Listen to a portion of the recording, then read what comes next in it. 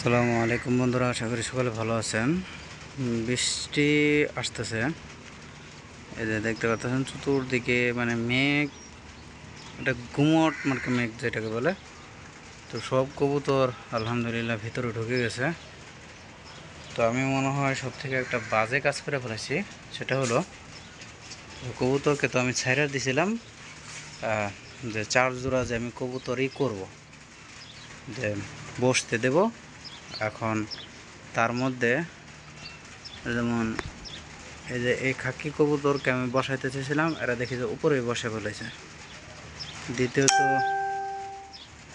এই যে এটা এই গিরিবাসটা বসাইতে চেয়েছিলাম, তো এটাও বসে পড়ছে, এটা আর এই যে উপরেরটা। তো এখন নতুন করে আমি এই যে এই দুইটাকে বসাইতে চাইছি, এই দুইটা বসতেছে না।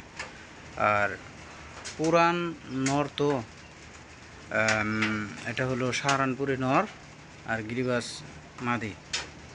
তো এই চিন্তা করতেছি যে এদেরকে যদি বসানো যায় তাহলে একটা ভালো একটা ফাটারিং কবুতর পাওয়া যাবে।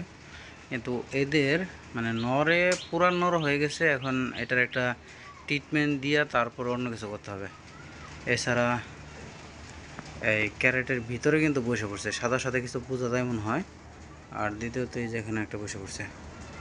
আর উপরে এই আলহামদুলিল্লাহ আমাদের বড় ভাইরাও বসে পড়ছে। তো এখন এই চিন্তায় আছে যে যেগুলো বসতে বসুক, পরবর্তীতে দেখা যাবে। তো টিনের মধ্যে বৃষ্টির একটা শব্দ কিন্তু ভালোই লাগে। তো বৃষ্টি আসতেছে, বৃষ্টির প্রস্তুতি থাকুক, যাই হোক।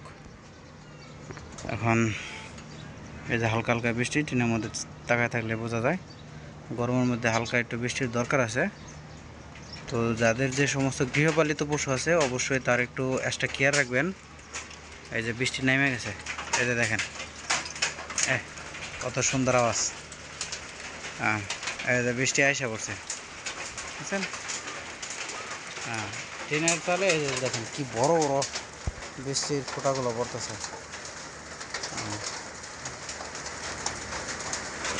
ধেয়ে আসা বৃষ্টি যেটাকে বলে, এই যে সুন্দর।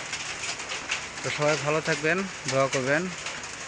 সকল সাবস্ক্রাইবারকে আন্তরিক শুভেচ্ছা। আর যারা নতুন করে চ্যানেলে আছেন অবশ্যই চ্যানেলটিকে সাবস্ক্রাইব করে এই আশা বিদায় নিচ্ছি। আসসালামু আলাইকুম।